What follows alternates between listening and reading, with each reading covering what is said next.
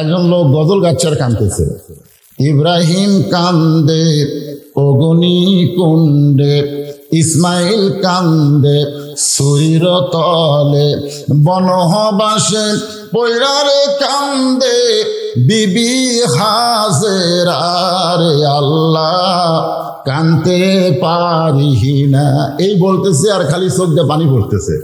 ফেরেশতা বলে, আল্লাহ তোমার বান্দা যে হারে কানতেছে এর রেজাল্ট কি? আল্লাহ বলতেছে এর রেজাল্ট হলো জাহান্নাম। এর রেজাল্ট কি? জাহান্নাম।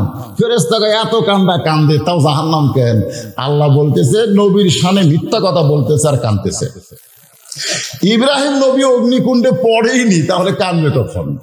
ইসমাইল নবী সুরির তলে যায়নি, তাহলে কানবে কখন? আর হাজেরা তো বনবাস হয়নি। এটা হলো আল্লাহর হুকুম। জোরে কোন ঠিক কিনা? হাজেরা কি কানছে নাকি? ইব্রাহিম কি কানছে নাকি? ইসমাইল কি কানছে নাকি? তো নবীর শানে যারা মিথ্যা কথা বলে, গজল গায়ে আর কান্দে, এই কান্দার কারণে কি সে জান্নাত পাবে না জাহান্নামে যাবে? আমাদের অনেক লোক কান্দে, খুব কান্দে। তো শুধু কানলে হবে না, কাঁদার মতন কানতে হবে। আর্জেন্টিনা হেরে গেল সৌদি আরবের কাছে। আমাকে এলাকার এক ছেলে পতাকাও ফুটতেছে, জার্সিও ফুটতেছে। আমি বললাম পতাকা জার্সি পুলিশ কেন? আর্জেন্টিনা হেরে গেছে, এই কয়েক করে কান্দে। আমি বললাম পাগলা, কার কাছে হেরছে? হেরছে কার কাছে? একটা নাস্তিক খ্রিস্টান মুসলমান সৌদি আরবের কাছে হেরেছে, এতে বাংলাদেশের মুসলমান কাঁদবে না, বরং আনন্দ করবে। জোরে কর কথা ঠিক কিনা? আমি বিশ্বকাপের পক্ষে না, কিন্তু একটা দেশের পক্ষে তো হবো। সৌদি আরবকে আমরা পক্ষে না? সৌদি আরব পক্ষে কি পক্ষে না? সৌদি আরব জিতে গেছে, তুই কান্দিস কেন? আপনার বলেন তো, এই চোখের পানি ওই জান্নাতে যাবে না জাহান্নামে যাবে? আল্লাহ একদম শুধু কাঁদলে হবে না, কাঁদার মতন কাঁদতে হবে। সঙ্গে সঙ্গে আদম নবী কাঁদা বন্ধ করে দিয়ে কান্নার সাগরের মধ্যে ঢুইকে দেখে জান্নাতের দরজায় লেখা আছে লা ইলাহা ইল্লাল্লাহু মুহাম্মাদুর রাসূলুল্লাহ। আদম বলতেছে আল্লাহ পাইছি। আল্লাহ কি পাইছিস রে? বলে 350 বছর লা ইলাহা ইল্লাল্লাহর কাছে কাঁদছি, কাম হয়নি। মুহাম্মদ রাসূলের ওসিলায় একটু কানবার চাই। আল্লাহ বলে আর কান্দিস না, তোর তওবা কবুল করে নিলাম। সঙ্গে সঙ্গে আদম নবীর শুকরিয়া তান 2 রাকাত নামাজ আদায় করে। আল্লাহ বলে হাবিব, আদম নবীর ওই 2 রাকাত নামাজ আমি আল্লাহর এতই ভালো লাগছে, আপনার উম্মতের জন্য ফজরের 2 রাকাত ফরজ হিসাবে দিয়ে দিলাম। আপনার উম্মতেরা ফজরের 2 রাকাত ফরজ নামাজ যখন জামাতের সঙ্গে আদায় করবে, আদম নবীর সমপরিমাণ সওয়াব আমি আল্লাহ দান করে দিব। লিল্লাহি তাকবীর। নবী বললেন আল্লাহ ফজরের 2 রাকাত ফরজ জামাতে পড়লে আদম নবীর সমপরিমাণ সওয়াব যদি আপনি দেন, আর এই খবর যদি আমার উম্মতের একবার শোনে, আমার বিশ্বাস যারা উম্মত হবে আমার জীবন যাবে, কিন্তু ফজরের নামাজ তারা কোনোদিন ত্যাগ করবে না। খালি ঠিক করলে হবে না। কারা কারা ফজর আদায় করে না? হাত তুলবার বলতেছে না, হাত তুলবার বলে আমি বিব্রত হব না। এমন একটা বাংলাদেশ যেখানে তাকবীর দিলেও মানুষ বিব্রত হয়। তোর কোন কথা ঠিক কিনা? সুবহানাল্লাহ। নবী বলেন আল্লাহ যোহরের 4 রাকাত ফরজ আদায় করলে আপনি আমার উম্মতের প্রতি কেমন খুশি হবেন? আল্লাহ বলে হাবিব, আপনার জাতির পিতা, আমাদের নবীর জাতির পিতা, আমাদেরও জাতির পিতা। আসলে পিতা একজন, প্রত্যেক বিষয়ে পিতা একজন। আদি পিতা কয়জন? জাতির পিতা কয়জন? জন্ম দেওয়া পিতা কয়জন? কেউ যদি বলে আমার 2 বাপে জন্ম দিছে, বুঝবেন তার জন্মে ভেজাল আছে। কেউ যদি বলে আমার জাতির পিতা 2টা, বুঝবেন তার মুসলিম জাতিতে ভেজাল আছে। ধরে কোন কথা ঠিক কিনা? এই জন্যই প্রত্যেক বিষয়ে পিতা কয়জন, এটাকে আমার কথা না আল্লাহর কথা। যারা মুসলমান তাদের সামনে আল্লাহ বলতেছেন মিল্লাত আবিকুম ইব্রাহিম হুয়া সাম্মাকুমুল মুসলিমিন। চড়কের উপরে বসে কাঁদতেছে, চড়কে আর বাবা আজও রশি ধরে টানতেছে। আল্লাহ বলতেছেন জিব্রাইলকে, লিয়াবলুয়াকুম আইয়ুকুম আহসানু আমালা, ইব্রাহিমের সুন্দর আমলের পরীক্ষা করো। ফেরেশতা জিব্রাইল বলে, আল্লাহ এই সময় পরীক্ষা? আল্লাহ বলে, আমি যা কই তাই শোনো। ফেরেশতা জিব্রাইল এসে ইব্রাহিম নবীকে, আমাদের জাতির পিতাকে পরীক্ষা করতেছে, জাতির পিতার সন্তানেরা একটু শোনেন। আল্লাহ নবী ইব্রাহিম, আপনি যদি চান, আল্লাহ আমাকে 600 পাখা দিয়েছে, 600। একটা পাখার বাতাস দিব, আগুনের চুলা সাগরের যে নিবে যাবে। আমাদের জাতির পিতা কি বললেন? আমাদের জাতির পিতার সন্তানকেও বলা হয়েছে, যদি আপনি চান তাহলে রাষ্ট্রপতির কাছে দরখাস্ত লেখেন, রাষ্ট্রপতি দয়া করলে আপনার ফাঁসির দণ্ড মওকুফ হবে। জোরে কোন কথা ঠিক কিনা? উকিল কিন্তু বলেছিল। জাতির পিতার সন্তান তখন কি বলেছে? এই উকিল, এই কি করছে? আমি আমার জীবনে 3টা প্রেসিডেন্টকে প্রেসিডেন্ট থাকা অবস্থায় মরা দেখছি। একটা হলো বঙ্গবন্ধু শেখ মুজিবুর রহমান, একটা হলো জিয়াউর রহমান, একটা হলো জিল্লুর রহমান। যারা প্রেসিডেন্ট থাকা অবস্থায় মরে তারা কোনোদিন মানুষকে ফাঁসির দণ্ড মওকুফ করতে পারে না। মানুষকে বাঁচানোর একমাত্র ক্ষমতা কার? আরো জোরে বলেন। সঙ্গে সঙ্গে আমাদের জাতির পিতা বললেন, হাসবি আল্লাহু নিমাল ওয়াকিল অনিমাল মাওলা অনিমান নাসির। জিবরাইল বলতেছে, তাহলে কান্দেন কেন? বলে, কান্দার কারণ হলো আমার বাবা রশি টানতেছে। বাবা, সন্তান বিপদে পড়লে বাবা তাকে সহযোগিতা করে বিপদ থেকে বাঁচার জন্য। যেরকম ঠিক কিনা? আর ভাগ্যগুণে এমন একটা বাবা পাইছি, যেই বাবা সন্তানকে আগুনের চুলায় ফেলে দেওয়ার জন্য রশি টানতেছে। ফেরেশতা জিবরাইল বলতেছে, এই কারণেই কাঁদতেছেন? আমাদের জাতির পিতা বললেন, এই কারণে না, আমার বাবা তাও আমাকে নমরুদের চুলায় ফেলে দেওয়ার জন্য রশি টানতেছে, আর আমার সন্তানদের বাবারা এমন হবে তাদের সন্তানকে জাহান্নামের আগুনে ফেলে দেওয়ার চেষ্টা করবে। ধরে কোন ঠিক কিনা? আজকে যেই বাবার সন্তান বাড়িতে আর্জেন্টিনার পতাকা টাঙ্গালো, ব্রাজিলের পতাকা টাঙ্গালো, আপনি বলেন তো, বাবা যদি সন্তানকে কিছুই না কয়, এই সন্তান কি জান্নাতি না জাহান্নামী? এই কথা কন না কেন? জান্নাতি না জাহান্নামী? বাবা একা একা মসজিদে নামাজ পড়ে, ফজরের নামাজ সামনে কাতারে পড়ে, অথচ আল্লাহ কোরআনে বলেছেন, কু আনফুসাকুম ওয়া আহলিকুম নারা, জাহান্নামের আগুন থেকে বাঁচতে গেলে একলা বাঁচো না, তোমার আহালদের নিয়ে বাঁচতে হবে। যেই বাবা নিজে নামাজ পড়ে, সন্তান নামাজ পড়ে না, নামাজ না পড়ার কারণে সন্তানকে কিছুই বলে না, ওই বাবা আজরের চাইতেও খারাপ বাবা। জোরে কোন কথা ঠিক কিনা? কেন আজর চাচ্ছে তার সন্তান নমরুদ চুলাই পড়ুক, আর আমাদের বাবারা চাচ্ছে সন্তানগুলো জাহান্নামে যাক। আজকে অনেক বাবা আছে, তার মেয়ে দেখেন বেপর্দা হয়ে রাস্তায় ঘুরতেছে, আছে না নাই? ধরে কেন আছে না নাই? বাবা কিছুই কয় না, বাবা কিছুই কয় না। এই বাবা তো সন্তানকে জাহান্নামে নিয়ে যাওয়ার চেষ্টা করতেছে। আগুনের চুলার মধ্যে পড়ে গেল। কুলনা ইয়া নারু কুনি বারদাও ওয়া সালামান আলা ইব্রাহিম। আগুনের চুলায় শান্তিদায়ক দেখার সঙ্গে সঙ্গে শুকরিয়া তান ইব্রাহিম নবী 4 রাকাত নামাজ আদায় করে। ওই 4 রাকাত নামাজ আল্লাহর এতই ভালো লাগে, আল্লাহ ডাক দেয়, বলে, হাবিব গো, ইব্রাহিম নবীর 4 রাকাত নামাজ আমি যত্ন করে রাইখা দিয়েছি, আজকে আপনার উম্মতের জন্য জোহরের 4 রাকাত ফরজ হিসাবে দিয়ে দিলাম। আপনার উম্মতেরা জোহরের 4 রাকাত নামাজ যখন জামাতের সঙ্গে আদায় করবে, ইব্রাহিম নবীর সমপরিমাণ সওয়াব আমি আল্লাহ খুশি হইয়া দিয়া দিব। লিল্লাহে তাকবীর। নবী বললেন, আল্লাহ জোহরের 4 রাকাত ফরজ নামাজ জামাতে আদায় করলে যদি আপনি এত খুশি হন, জাতির পিতার সমপরিমাণ যদি সওয়াব দেন, আমার বিশ্বাস এই খবর যখন আমার উম্মতেরা শুনবে, জীবন দিবে, কিন্তু এক ওয়াক্ত জোহরের নামাজ তার জীবনে কাজা হবে না। নবী কিন্তু আল্লাহর কাছে কই আইছে, কি কইছে? আমার উম্মত। আমার উম্মত মানে যারা নামাজ পড়ে তারা নবীর উম্মত, যারা পড়ে না তারা কি? তারা কার উম্মত? আল্লাহ রাসূল বলেছেন, বাইনাল আবদি ওয়াল কুফরি তরকুস সালাত। বান্দার কাফের মধ্যে পৃথক করার জিনিসটার নামই হলো নামাজ। যারা নামাজ পড়বে তারা আল্লাহর বান্দা হবে, যারা নামাজ পড়বে না তারা ডাইরেক্ট কাফের। ধরে যান, তারা কি? ডাইরেক্ট কাফের। মান তারাকা সালাত মুতাম্মিদান ফাকাদ কাফারা। মসজিদের উন্নয়ন কল্পে মাহফিল, মসজিদের উদ্যোগে মাহফিল, নামাজের খবর কি?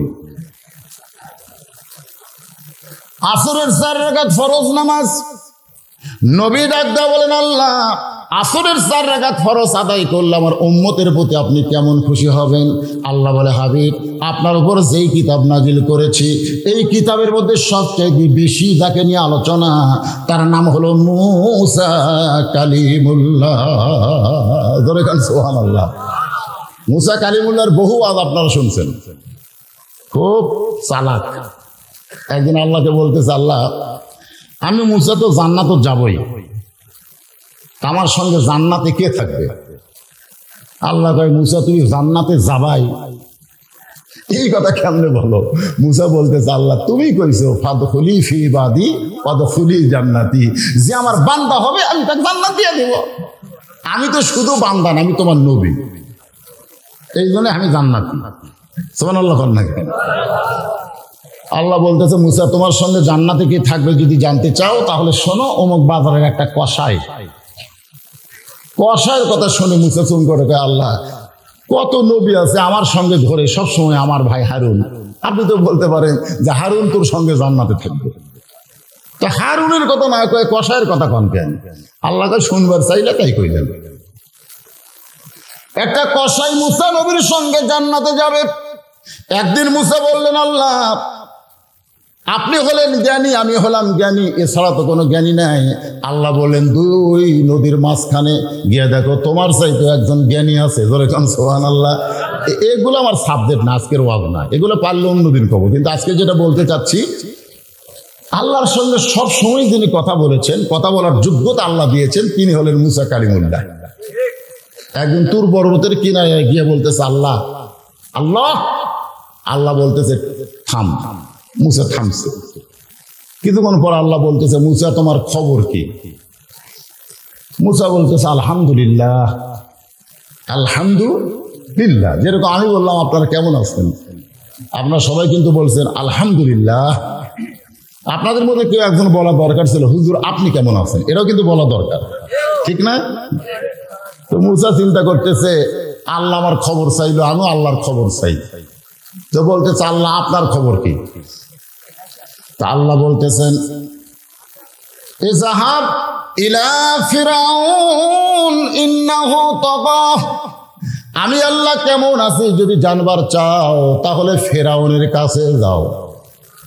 আসরের 4 রাকাত নামাজ কেমনি পাইলাম এটা বুঝানোর জন্য বলতেছি। তো মুসা নবী ফেরাউনের দরবারে গেছে, যা দেখে ফেরাউন জিকির করতেছে, আনা রব্বুকুমুল আলা, আনা রব্বুকুমুল আলা। এর বাংলা অর্থ হলো সমস্ত রবের উপরে আমি ফেরাউন। আসলে রব কয়জন? আরো জোরে কন। কোরআন শরীফে একটা সূরা আছে, একবার পড়লে 10 পারা কোরআন পড়ার সব পাওয়া যায়। নাম কি? আপনারা বলেন তো, প্রত্যেকটা সূরার নাম কোরআনে আছে না নাই? কুল আউযু বিরাব্বিন নাস সূরার নাম কি? কুল আউযু বিরাব্বিল ফালাক সূরার নাম কি? তাব্বাত ইয়াদা আবি লাহাব সূরার নাম কি? ইজা জা নাসরুল্লাহ সূরার নাম কি? কুল ইয়া আইয়ুহাল কাফিরুন সূরার নাম কি? কুল হুয়াল্লাহু আহাদ সূরার নাম কি? আমি তো চিন্তা করি কে সব সূরার নাম সূরার মধ্যে আছে, আর ইখলাস সূরার নাম সূরার মধ্যে নাই। কারণ কি? এই সূরার নাম হওয়া লাগতো সূরা আহাদ, ঠিক কিনা বলেন? কিন্তু সূরা আহাদ না হয়ে ইখলাস কেন হলো? যদি আপনাদের প্রশ্ন করি, আপনারা কি জানেন?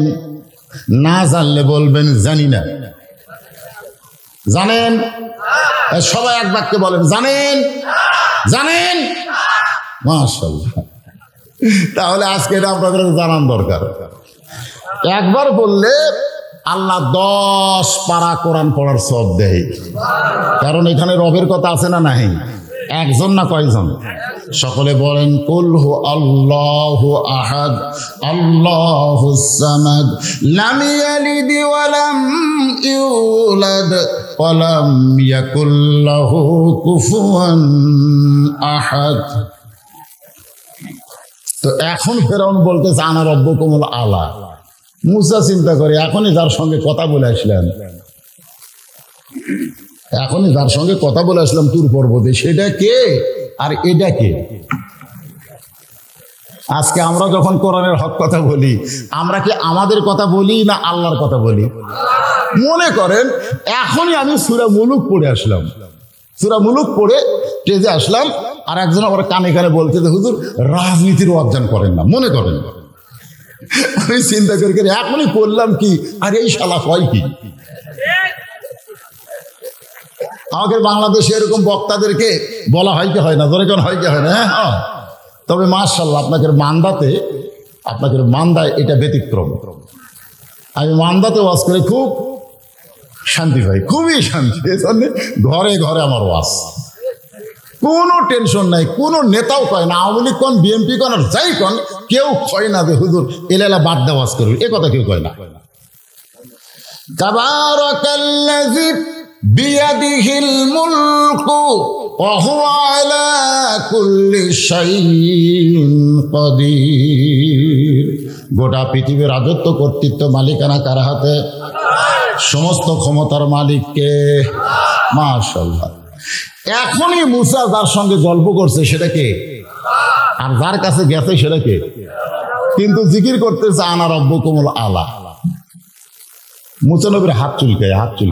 মুসা নবী কিন্তু সেই রকম নবী। রাস্তা দিয়ে যাচ্ছে, এক দোকানদার কাঁদতেছে। মুসা কয় কান্দিস কেন?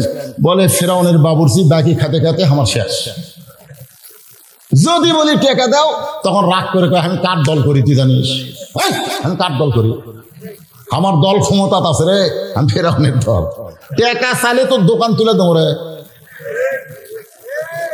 মুসা দোকানদারকে বলতেছে কে কইছে? বলে ফেরাউনের বাবুর্চি, ওর দল নাকি ক্ষমতা আছে। মানে ফেরাউন যে ক্ষমতা আছে, ওর দল ক্ষমতা আছে, টেকা চাইলে দোকান তুলে দিবি। মুসা কয় কে রে? ওই করে ফেরাউনের দল, আমি করে আল্লাহর দল। গেল কোথায় শালা? ও হয়েছে যাচ্ছে দৌড়ে, এই থাম কে রে? দোকানদারের টাকা দে। বল টাকা দেবো না, আমি ফেরাউনের দল করি। মুসা কয় তুই ফেরাউনের করিস, আমি আল্লাহর করি। মারছে চড়, এক চড়ই মরছে। মারাও সারা, মরাও সারা। মুসা বলতেছে দেখ ফেরাউনের দলের শক্তি দেখ, আর আল্লাহর দলের শক্তি দেখ। ধরে কার সুবহানাল্লাহ। আজকে আমাদের বাংলাদেশে আল্লাহর দল আছে না নাই? ফেরাউনের দল আছে না নাই? ফেরাউনের দলের কোন শক্তি নাই, খালি মুখ আছে, মাইরে আছে। ধরে কোন কথা ঠিক ছিল? আল্লাহর দলের শক্তি আছে না নাই? কিন্তু শক্তি দেখায় না, দেখার সময় হয় না। আল্লাহ চাহে তো সামনে দেখানো হবে। ধরে কোন কথা ঠিক কিনা? মুসা নবী হাত চুলকায়, হাত। আল্লাহ বুঝার পারছে ওই ফেরাউনে কিছু কবি। আল্লাহ বলেন উদউ ইলা সাবিলি রাব্বিকা বিল হিকমাতি মাউইজাতিল লিল হাসানা। আল্লাহ কয় হে মুসা, আমি আল্লাহ কেমন আছি এটা দেখার জন্য তো ফেরাউনের কাছে পাঠাইছি, তোকে মারার জন্য পাঠাইছি। মুসা বলতেছে আল্লাহ তাহলে কি করব? আল্লাহ বলতেছে হিকমতের সঙ্গে ফেরাউনকে দাওয়াত দাও। আসরের 4 রাকাত নামাজ কেমনে পাইলাম এটা বোঝানোর জন্য বলতেছি। এবার মুসা নবী হিকমত অবলম্বন, হিকমত মানে কৌশল, হিকমত মানে কি?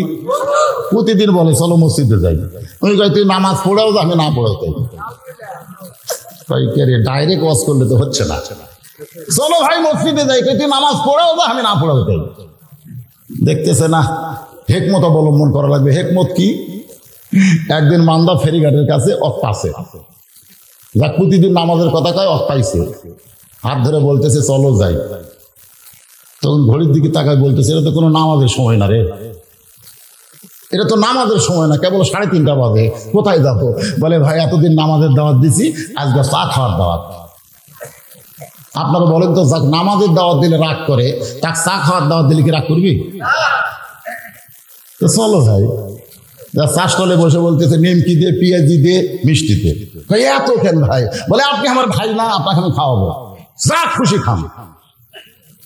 30 টাকার আন্দাজ যখন খাওয়া হয়েছে, তখন আসরের নামাজের আজান দিয়েছে। কোন নামাজের আজান? আসরের নামাজের আজান দিয়েছে। তো বলতেছে ভাইজান মসজিদে মুয়াজ্জিন ডাকতেছে, আর 10টা মিনিট পরে ডাকলে আরো 10 টাকা খাওয়াতাম, কিন্তু মুয়াজ্জিন তো সময় বুঝে ডাক দিল। তো আপনি এখানে বসে থাকেন, আমি খালি নামাজ পড়ে আসতেছি, আরো 10 টাকা খাওয়াম ভাই। আজকে নিয়োগ করছি 40 কিলো। এই কথা বলে লোকটা মসজিদ দিকে যাইতেই বেনামাজি খপ করে হাত ধরছে, ধরে বলতেছে একলা একলা কোথায় যাবেন, আমাকে বলবেন না? না না, এতদিন বলছি তো, তুমি যে রাগ করো, মেয়ে এতদিন খালি খালি দাওয়াত দিছো, আর আজকে আমাকে খিলেছো, আজ খালি কয়া দেখো। আরে আল্লাহর জন্য না হোক, তোমার জন্য আসল মরে।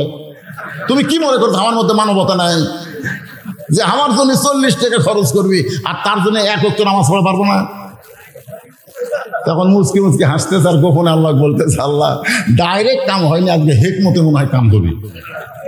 মসজিদের কাছে যা বলতে তো ভাইজান এতদিন খালি নামাজের কথা বললি, আপনি যে খাবার খেপছেন। তো বলে আজকে আবার কি কথা বলবি? বলে নামাজের আগে ওযু করা লাগবে ভাই। এখন মাঘ মাস পৌষ মাস, ওযু করা খুব সহজ। বলে ওযু করা লাগবে, বলে যা বলবি তাই শুনবো। ওযু করার পরে বলতে যে ভাইজান এখন মসজিদের মধ্যে ঢুকতে গেলে নিজের ইচ্ছা মতো ঢোকা যাবে না, ডান পায়ে ঢুকতে হবে। লোকটা বলতেছে আমি বামপন্থী দল করি, বামপন্থী দল করি। বামপন্থী দল আপনি বাহিরে করতে পারেন, কিন্তু মসজিদের মধ্যে ঢুকলে বামপন্থী চলবে না, ডানপন্থী হয়ে ঢোকা লাগবে। ধরে কোন কথা ঠিক কিনা? আমাদের বাংলাদেশে ডানপন্থী বামপন্থী আছে না নাই? মসজিদের সঙ্গে যাদের সম্পর্ক, হাসরের ময়দানে আল্লাহ আমল নামা ডান হাতে দিবে, এরা হাসতে হাসতে আল্লাহর জান্নাতে পৌঁছে যাবে। মসজিদের সঙ্গে যাদের সম্পর্ক নাই, আমল নামা তাদেরকে বাম হাতে দিবে, এরা কানতে কানতে জাহান্নামে যাবে। তাহলে সেই মসজিদের সঙ্গে আমাদের সম্পর্ক রাখার দরকার আছে না নাই? ডান পায়ে খালি ঢুকলে হবে না, জবান খুলে একটা দোয়া পড়া লাগবে, আল্লাহুম্মা আফতাহলি আবওয়াবা রাহমাতিক। দোয়াটা পড়ে লোকটা যেই মসজিদের বারান্দায় ও সামনে কাতারে গিয়ে আল্লাহকে বলতেছে, আল্লাহ আমার দায়িত্ব ছিল দাওয়াত দেওয়া, আর তোমার দায়িত্ব হলো হেদায়েত দেওয়া। এতদিন ডাইরেক্ট দাওয়াত দিছি, ও মসজিদে আসে নাই, আজকে হিকমত অবলম্বন করছি, যার কারণে বারান্দা পর্যন্ত আনছি। আল্লাহ আমার দায়িত্ব শেষ, এখন তোমার দায়িত্ব শুরু। আমার দায়িত্ব কি? দাওয়াত দেওয়া। ধরো আমার দায়িত্ব কি? আমি দাওয়াত দিয়ে মসজিদ পর্যন্ত আনছি, এখন তোমার দায়িত্ব হেদায়েত দেওয়া, তুমি কি করবা করো। আল্লাহর দায়িত্ব আল্লাহরে বুঝে দিয়া বান্দা যখন আল্লাহকে বলতেছে, আল্লাহকে ঠিক আছে তোর কাম তুই করছিস, এখন আমার কাম আমি করবো। ধরে কোন কথা ঠিক কিনা? আল্লাহ করবে কি করবে না?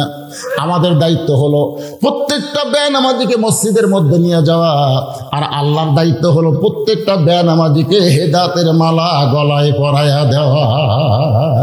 ধরে কোন আল্লাহ পারে কি পারে না? আল্লাহ বলে মুসা ডাইরেক্ট দাওয়াত না দিয়ে হিকমতের সঙ্গে দাওয়াত দে। আসরের 4 রাকাত কেমনে পেলেন? মুসা বলতেছে, ও ফেরাউন, আসলে ওর নাম কিন্তু ফেরাউন না, ওর নাম হলো কাবুস। জোরেকার নাম কি? কিন্তু আমরা ফেরাউন হিসেবে চিনি। যেরকম আবু জেহেলের নাম কি আবু জেহেল, ওর নাম কিন্তু উমর ইবনুল হেশাম। আবু জেহেলের নাম কি?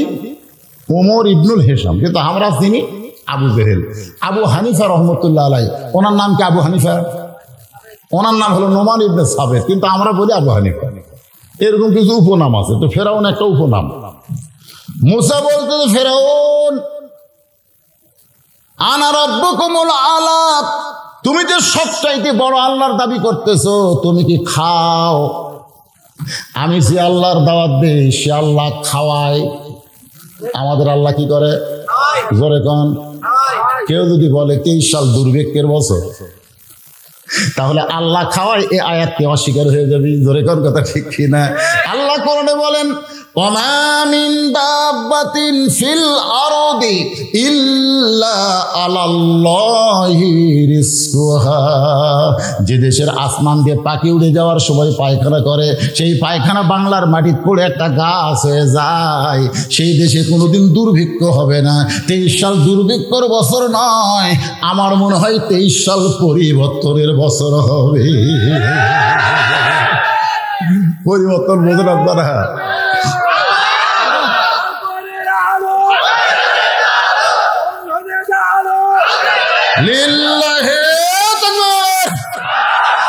এই যে যখন বলতেছেন আল কোরআনের আলো, কেউ বলতেছেন সংসদে, ওটাও বলার দরকার নেই, কারণ সংসদে বললে অনেকে বিব্রত হয়।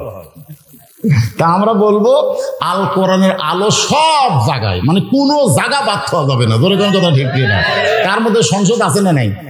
হ্যাঁ, সব জায়গায়। এই জন্য আমরা কাউকে বিব্রতের মধ্যে ভালাবো না। হ্যাঁ, বিব্রত হয় না, অনেকে বলে এই সংসদের কথা বলে এরা ওই দল রে, এরা ওই দল রে। তো ওই দল যেন কভার না, চান্স না পায়। আমরা সবাই এক দল। ধরে কোন কথা ঠিক না। আল কোরআনের আলো, কোরআন হাদিস যেখানে, দুনিয়ার মুসলমান লিল্লাহে তাকবীর। আলহামদুলিল্লাহ, স্লোগানটা ঠিক মতো হলো। ও একা একা দিচ্ছে, 2-4 জন দেয়, 2-4 জন দেয় না।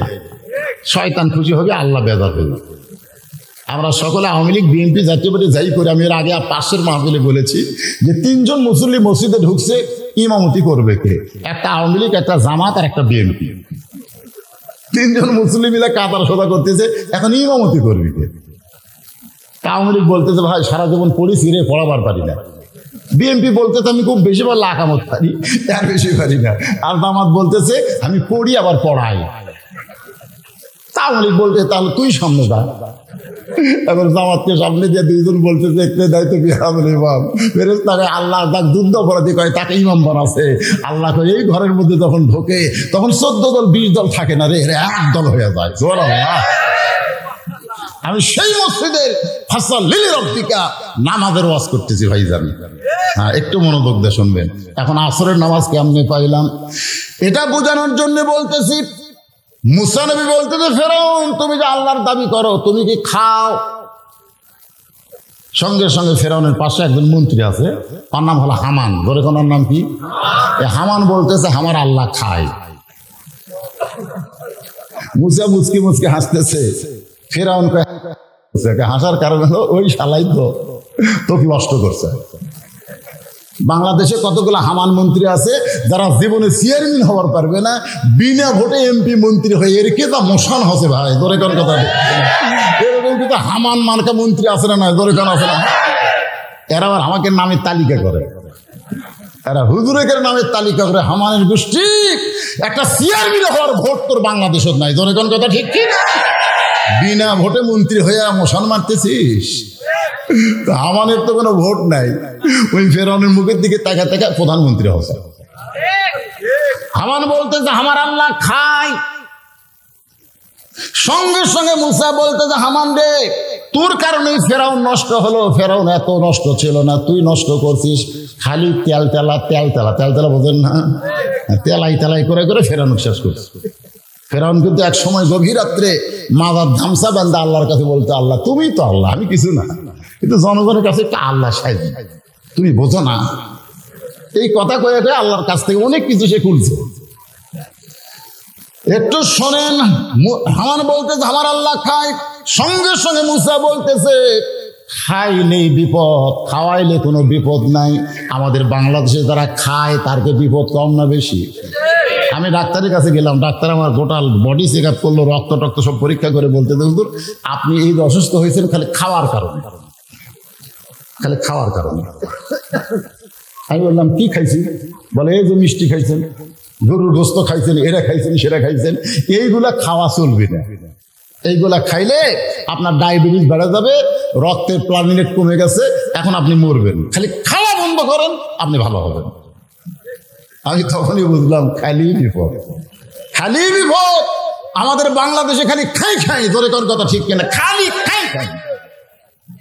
এই খাই খাই করার জন্যে আজকে আমাদের বাংলাদেশের অবস্থা এরকম হচ্ছে।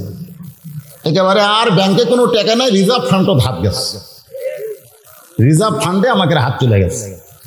সোনা বিক্রি করে এখন দেশ চলার লাগবে। খাই খাই হাই হাই, এক একটা নেতাকে মোশান ভাই, একটা টাকাও বাংলাদেশের ব্যাংকে নাই, সব বিদেশের ব্যাংকে লক্ষ কোটি টাকা পাচার করছে। ধরে কোন কথা ঠিক কিনা? খালি খাই খাই।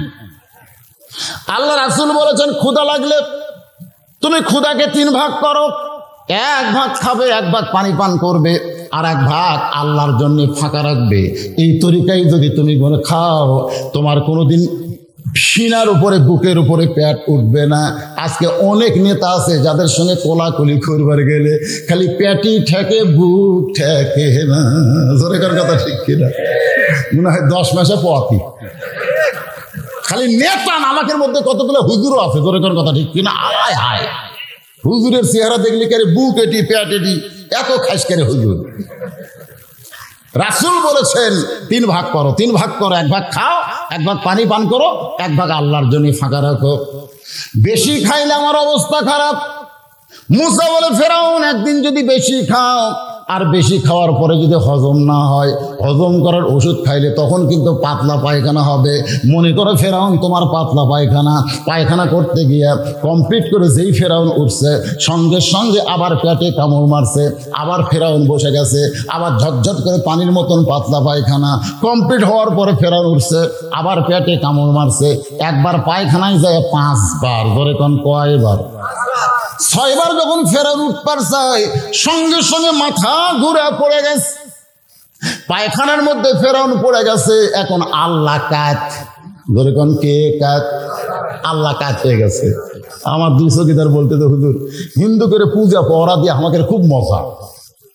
আমি বললাম কেন ভাই? বলে হুজুর আপনি তো জানেন না, আমরা পহরা দেবে যাই দিকে 10 হাত 3 হাত 5 হাত যেগুলো আছে এরকে সামনে খালি খাবার দিয়ে যায়, ওরা তো খালি চাইয়া থাকে, খাবার পারে না। হিন্দুরা খাবার দিয়ে যখন চলে যায় ঘি দিয়ে নারকেল বড়ি, হুজুর জীবনে খাচ্ছেন? না ভাই খাইনি। ঘি দিয়ে নারকেল বড়ি দিয়ে গেছে, 10 হাতে খালি চাইয়া আছে। কেউ যখন না আমরা যাই নারকেল বড়ি সমানে খাই, খাতে খাতে হুজুর একদিন গভীর রাত্রি চেতন পায় দেখি কোন সময় এই হিন্দুরা দিয়ে গেছে, আমরা তো ঘুমায় গেছি, এক কুত্তে এসে সমানে খাচ্ছে। 10টা হাত লেখালে চাই আছে, ওই কুত্তেই খেতাবার পারতেছে না। আমরা আয় আয় তাকাবার আরো নমো নমো নমো নমো করে। পরদিন সকালবেলা দেখি কয়েকটা হিন্দু এসে ঠাকুরের পাঁচ হাত দিয়ে তোমার খাচ্ছে আর নমো নমো করতেছে। আমি হারিয়ে যাক নমো নমো করিস, এই কুত্তে খেতাবার পারে না রে।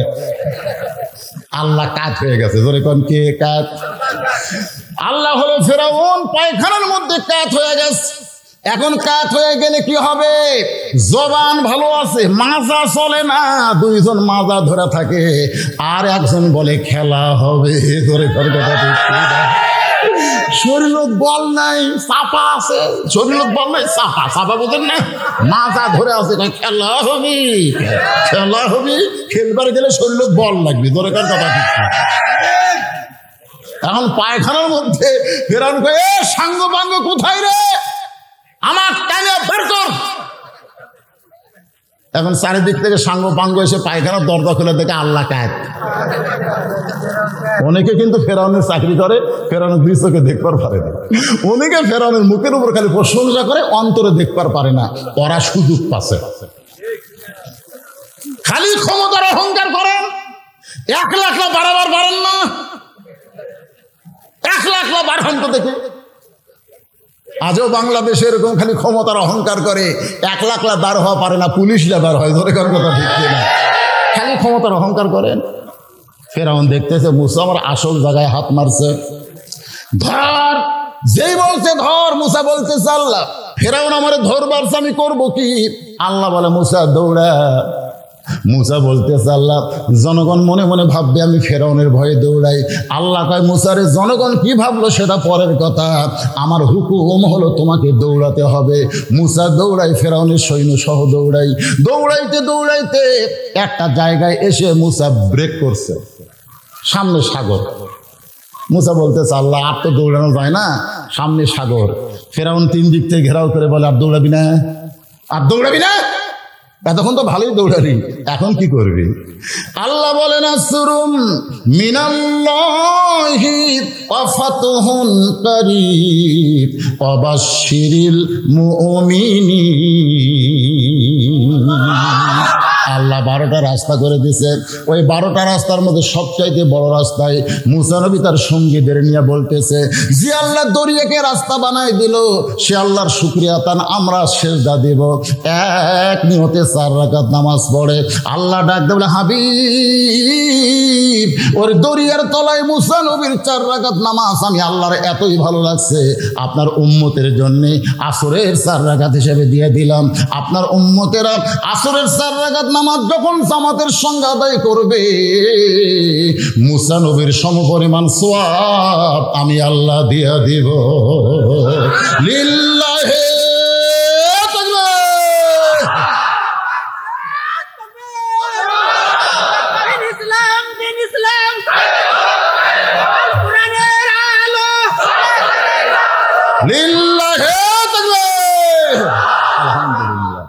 আল্লাহ রাসূল বলতেছে, আল্লাহ এতক্ষণ জোরের মধ্যে ছিলাম, জোর বোঝেন না? ফজর কিন্তু 2 রাকাত হলে কি জোর, জোর আর বেজোর আপনারা বোঝেন না? জোহর 4 রাকাত কি, আসর 4 রাকাত কি, কিন্তু এইবারে যে বেজোর, মাগরিবের 3 রাকাত, এটা কি জোর না বেজোর? নবী বললেন, আল্লাহ মাগরিবের 3 রাকাত আদায় করলে আমার উম্মতের উপর আপনি কেমন খুশি হবেন? আল্লাহ বলে, হাবিব আপনার উপর যেই কোরআন নাজিল করেছি, এই কোরআনের মধ্যে একজন নবী আছে, নবীটার নাম হলো ইয়াকুব নবী। ধরে কোন কোন নবী? ইয়াকুব নবী নিয়ে একটা গজল আছে, ইয়াকুব নবী বাস করিতেন কেনানে। কেবল এই গজলটা গলে কি গুনাহ হবে? এই যুবকের এই সাদা কালা গান গাও, কাঁচা বাদাম কাঁচা বাদাম, গানটা যদি গজলটা যদি না ব্যবহার পারো, হু হু করো, হু হু করো, তাও তো সওয়াব। ইয়াকুব নবী বাস করিতেন কেনানে, সবার চাইতে ভালোবাসতেন ইউসুফকে। আমার মায়েরা এতক্ষণ ধরে চিন্তা করতেছে, কে রে হুজুর আমাকে ওয়াজ করবি না? এই মাগরিবের নামাজের মধ্যে আমাকে মা বোনদের ওয়াজ আছে। ও মায়েরা একটু কান ফেলা শোনেন। মা বাবা আদম থেকে আমাদের নবী পর্যন্ত যত নবী দুনিয়াতে আল্লাহ প্রেরণ করছে, সমস্ত নবীরাই কমপক্ষে 2টা বিয়ে করছে, কমপক্ষে 2টা। তাহলে একজন নবী 1 বিয়ে করছে, আর একজন নবী এখনো বিয়ে করেনি, তবে করবে। একজন নবী 1 বিয়ে করছে, সেটা হলো আমাদের আদি বাবা আদম আলাইহিস সালাম 2 বিয়ে করার চান্স পায়নি। এক মা হাওয়া নিয়েই সংসার করছে। বউ কয়টা? একটা। আর ঈসা আলাইহিস সালাম এখনো বিয়ে করেনি, তবে বিয়ে করার জন্য সাইজ হচ্ছে। আর এছাড়া যত নবী আল্লাহ দুনিয়াতে পাঠাইছেন, প্রত্যেকটা নবীরা কমপক্ষে 2। এই আমার দিকে খেয়াল করেন, কমপক্ষে কত? 2-এর বেশি বহু আছে, এমনকি 100 বন্ধু আছে। দাউদ নবীর 100 বউ। আর আমাদের জন্য আল্লাহ কোরআনে বলেছে 2টা বিয়ে করো। যেখানে বিয়ার আয়াত আছে সেখানে প্রথম কয়, মনোযোগ দিয়ে শোনেন, 1 বিয়ে আমরা যারা করছি আমরা কিন্তু শান্তি নাই। বউ যদি কোনোদিন রাগ করে সেদিন আর খাওয়া নাই। কিন্তু যারা 2 বিয়ে করছে তারকে তার শান্তি ভাই। একজন রাগ করলে কয় তুই রাগ করলে ওর কাছে যাবো, দৌড়ে এসে পাও ধরে যায় না, আমার রাগ পানি হয়ে গেছে। আসলে 2 বিয়ে যারা করছে এরা না মজা আছে ভাই। আপনার ঘরে একটা মরে আছে, আমার মতন বিপদে আছেন না, ভালো নাই রে। আল্লাহ তাআলা কোরআনে প্রথম বলেছেন মাসনা 2টা বিয়ে করো, যদি পারো 3টা করো, সোলাসা 3টা করো, যদি পারো 4টা করো, যদি না পারো তাহলে একটা নিয়েই ধৈর্য ধরো। ইয়াকুব নবী 2 বিয়ে করছে। যখন কয় বিয়া? 1 বইয়ের হয়েছে 2 সন্তান, 1 বইয়ের হলো 10 সন্তান। একদিন ইয়াকুব নবী নির্জনে বলতেছে, আল্লাহ নবী হিসেবে জন্ম দিলাম, আমাকে 12টা সন্তান দিলেন, এই 12টা সন্তানের মধ্যে 2টা ভালো আর 10টা এত খারাপ কেন? তা আল্লাহ বলতেছে, ইয়াকুব তুমি হলা বাবা, সন্তান ভালো মন্দ এখানে বাপের কোনো হাত নাই। সন্তান ভালো মন্দ হয় মায়ের কারণে। তোমার যে বউটা ভালো, সে বউয়ের পেট থেকে বনিয়ামিন ইউসুফ হয়েছে, এই জন্য এরা 2 সন্তান ভালো। আর তোমার যে বউটা খারাপ, ওর পেট থেকে যে 10টা হয়েছে, এই জন্য এই 10টা খারাপ। খালি খারাপ না, রক্ত মাখা জামা লিয়ে এসে বাপের হাতত দিচ্ছে, দিয়া বলতেছে মাগরিবের 3 রাকাত শোনেন, রক্ত মাখা জামা নিয়ে খুব বলতেছে, কে রে রক্ত মাখা জামা কেন? বলে আমরা বহু চেষ্টা করলাম আব্বা, ইউসুফ বাঁচাবার পারিনি। বাঘাস ইউসুফকে খায় ফেললো, কিন্তু জামাটা নিয়ে আইছি। খুব নবী তাকায় দেখে জামাত রক্ত ভরা আছে, একটা জায়গা তো ছিঁড়েনি, ফাটেনি, কে বাঘ ধরলে তো জামা ছিঁড়ত। এখন চিন্তা করতেছে আমার 10 সন্তান, ইউসুফ নিয়ে ষড়যন্ত্র করতেছে, কিন্তু এখন জবান খোলা যাবে না, জবান খুললেই বিপদ হবে। জোরে কোন কথা ঠিক কিনা? বর্তমানে আমরাও জবান খুলবার পারতেছি না। জবান খুললি যে কটা ধরা খাচ্ছে এর কারো বিপদ বাড়বি, জোরে কর কথা ঠিক না। এই জন্য আমরা তেল তালা ওয়াজ করতেছি ভাই, দরকার। ইয়াকুব নবী চিন্তায় পড়ে গেল, জামা ছিঁড়িনি ফাটেনি রক্ত ভিজা, ইউসুফ রে বাগে খাইছে। এই কথা যে 10 সন্তান বলতেছে এরা আসলে ইউসুফ নিয়ে ষড়যন্ত্র করতেছে, কিন্তু এখন জবান খোলা যাবে না, জবান খুললে ইউসুফের বিপদ হবে। তিনি কিন্তু জানতে পারলেন, সব জানেন বাগে খাচ্ছে, বাগে খেলে জামা এরকম হয়। আমরাও জানি নারী নির্যাতন করেনি, ধর্ষণ করেনি, লুটতারাজ করেনি, এটা আমরাও জানি, তোর কোন কথা ঠিক কিনা, কিন্তু আমরা বলতেছি না, কারণ বললি ইয়াকুব নবী রক্ত কেড়ে ই আবার এতক্ষণ পড়াশা কি শুরু করলো, এই বাজান এটা করেন না, ওয়াজের এমন পয়েন্ট আইছি এখন এটা করা যাবে না। হ্যাঁ বাবা বসো বসো, খুব খেয়াল করে শুনবেন। ইয়াকুব নবী বলার জায়গা যেখানে বলা যাবে সেখানে গেলেন। ওই রক্তমাখা জামানে ঘরের মধ্যে গিয়ে বললেন, আল্লাহ ও দরদে আল্লাহ, আমার 10টা সন্তান ইউসুফকে নিয়ে ষড়যন্ত্র করতেছে। মাবুদ আমি বুঝবার পারছি কিন্তু জবান খুলতে পারলাম না। আমি তোমার কাছে বলতেছি, ইউসুফ যেখানেই থাকুক না কেন তুমি আল্লাহ তারে হেফাজত করো। আপনারা বলেন তো, বাবা যদি সন্তানের জন্য দোয়া করে আল্লাহ কি দোয়া কবুল করে? এটা কোন বাবা? এটা শ্বশুর আব্বা? কতগুলা বিজাতা আছে, বিজাতা শ্বশুরের সামনে দেখায়, আব্বা আসসালামু আলাইকুম, আব্বা কেমন আছেন, আব্বা আম্মা কেমন আছে, ওরে বাবারে ওর মতন ভদ্র কেউ নাই। অথচ শালা বাপের সামনে দিয়ে দেয়, কুত্তে গেল না মানুষ গেল, সালাম টালাম কিছু নাই। জোরে কোন কথা এরকম আছে না নাই? জোরে কোন আছে না নাই? আরে দুনিয়ার সব মানুষকে সালাম দিলে যে সওয়াব হবে, নিজের বাবাকে সালাম দিলে এর চাইতে বেশি সওয়াব আল্লাহ তোমাকে দিয়ে দিবে। বাবার সাথে কথা কয় না, বউ যে কি কান মরা দিছে আর কথা কয় না। আগে ছেলে ভালোই ছিল, কিন্তু বিয়ে করার পর থেকে তুই নষ্ট হয়ে গেছে। এরকম আছে না নাই? জোরে কোন আছে না নাই? দয়াল বাবা কোনো দোয়া করে কাম হবে না। কতগুলো দয়াল বাবার কাছে যায়, বাবা আমার জন্য একটু দোয়া করে বাবা। তাহলে কান সারা জুতের বাড়ি, তোর বাপ মা বাঁচে আছে আছে, বাপ ছাড়া দয়াল বাবার কাছে আসছিস কেন? আল্লাহ কোরআনে বললেন, ওয়াকাযা রাব্বুকা আল্লা তা'বুদু ইল্লা ইয়াহু ওয়া বিল ওয়ালিদাইনি ইহসানা। আল্লাহ তাআলা ইউসুফকে হেফাজত করছে, করেনি ভাই? করেনি? কুয়ার মধ্যে ফেলা দিতে হাত পা বাঁধে, বণিকেরা যাওয়ার সময় পানি পান করবে, পানি পান না করে ইউসুফকে তুলে জোলাইখার কাছে বেচছে। জোলাইখা ইউসুফকে লালন পালন করতেছে। আমি মাগরিবের 3 রাকাত বলতেছি, তাড়াতাড়ি বলা লাগবে, এই জন্য লালন পালন করে এক সময় ইউসুফের চেহারা দিকে জোলাইখা পাগলি হসা, মানে কেবল দাড়ি মুখ গজাচ্ছে, বুঝলেন? হয় হয় ওই সময় যুবকের তা সুন্দর চেহারা হয়, আর ওই সময় এরা দাড়ি মুখ কামায়। নাবালকের সঙ্গে কিন্তু আপনি এক বিছনায় থাকতে পারবেন না। একটা ছেলে নাবালক, দাড়ি নেই মুখ নাই, অকলিয়ে যদি আপনি এক বিছনায় থাকেন, শয়তান ওয়াসওয়াসা দেবী, শয়তান যে মুখে হাত দিয়ে দেখতো, দাড়ি নেই মুখ নাই, মেয়া মেয়া মনে হবে। এই জন্য বলছে, নাবালক যুবক নিয়ে তুমি এক বিছনায় থাকো না, অন্যায় হতে পারে। এই জন্য আল্লাহ বালেক করার জন্য মুখে দাড়ি মুখ দেয়। আর কতগুলো এটা বোঝে না, ফেলুন জায়গায় দাড়ি মুখকে আমার বাড়ি যাচ্ছে, বউ খালি তাকায় দেখে। যতগুলো মেয়ে মানুষ আমার স্বামীর দিকে তাকায়, ওর মেজাজ খারাপ হয়ে গেছে। আমার স্বামী যদি দাড়ি থাকতো একটা মেয়েও তাকাতো না, সবাই বলতো এটা চাষারে, তাকে লাভ নেই। কিন্তু দাড়ি মোজ কামাই, বউ দেখতেছে আমার স্বামী তো অনেকের মনোরঞ্জন করতেছে, এই জন্য স্বামী আসার সাথে সাথে বলতেছে, আসো তোমাকে একটা জিনিস দেখায়। বলে কি দেখাবা? বলে ড্রেসিং টেবিলের সামনে গেছে, যা বলতে দেখো তোমার মুখ আর আমার মুখ একই মুখ। বউ বলতেছে, আল্লাহ যদি আমার দাড়ি মোজ দিত। স্বামী মেয়ে মানুষের কোনোদিন দাড়ি মোজ হয়? বউ এই পাগল, মরদ মানুষ কোনোদিন দাড়ি মোজ চাষা হয়? আপনারা কারা কারা মেয়ে মানুষ হতে ভালোবাসে তাহলে পাচ্ছেন।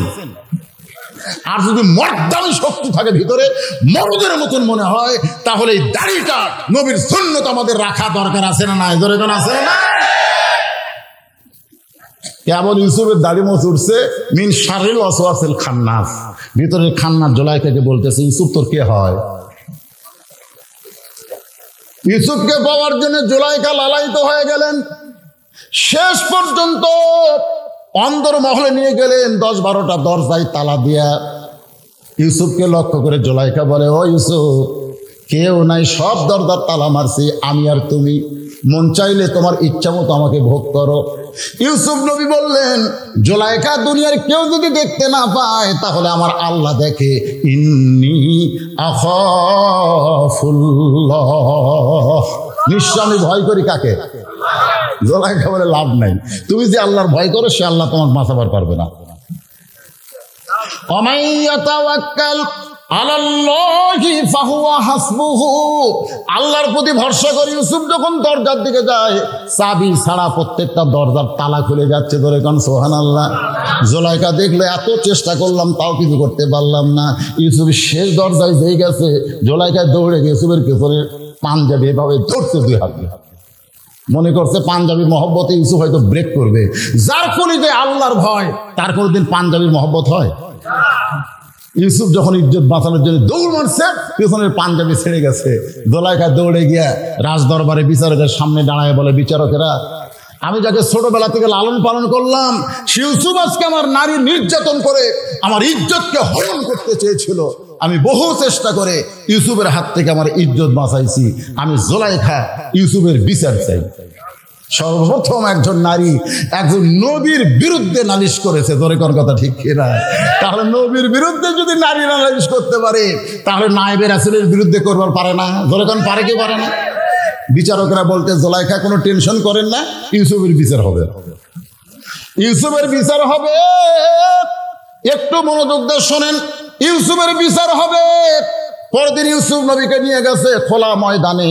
হাজার হাজার মানুষ বিচার দেখতে আইছে। সবাই একই চিন্তা করে, নিমক হারাম মা হইয়া সন্তানের মতন লালন পালন করলো, সেই জুলাইখার ইজ্জত নষ্ট করবার চাই, এই নিমক হারামকে আমরা এক নজর দেখতে যাব। হাজার হাজার মানুষ দেখতে এসে ইউসুফের চেহারার দিকে তাকায় সবাই চমকে উঠছে। এত সুন্দর মানুষ কোনোদিন অন্যায় করতে পারে না। বাংলাদেশের আলেমরা এত সুন্দর, তারাও কোনোদিন অন্যায় করতে পারে না। ধরে কোন ঠিক কিনা? আল্লাহ বলেছেন, ইন্নামা ইয়াখশাল্লাহ মিন ইবাদিহিল উলামা, বান্দা সমূহের ভিতরে আলেম বান্দারাই আল্লাহকে সবচাইতে বেশি ভয় করে। এ তদন্ত বর্তমান সরকারের না, এই তদন্ত হলো আমার আল্লাহর। ধরে কোন ঠিক কিনা? সবাই তাকায় দেখে ইউসুফ মাথা নিচু করে আছে। কি করবে? কি করবে? করার কিছু নাই।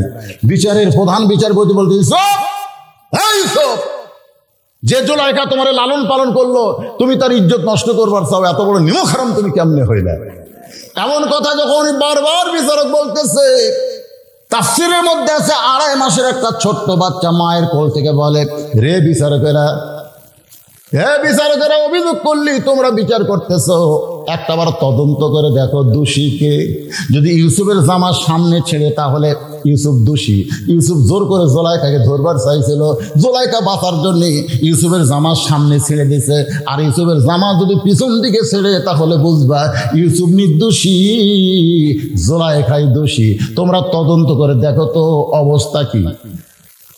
সমস্ত বিচারকেরা তদন্ত করে দেখে ইউসুফের জামার সামনে তো ছেড়েই নেই, বরং একটা ময়লাও পর্যন্ত নাই।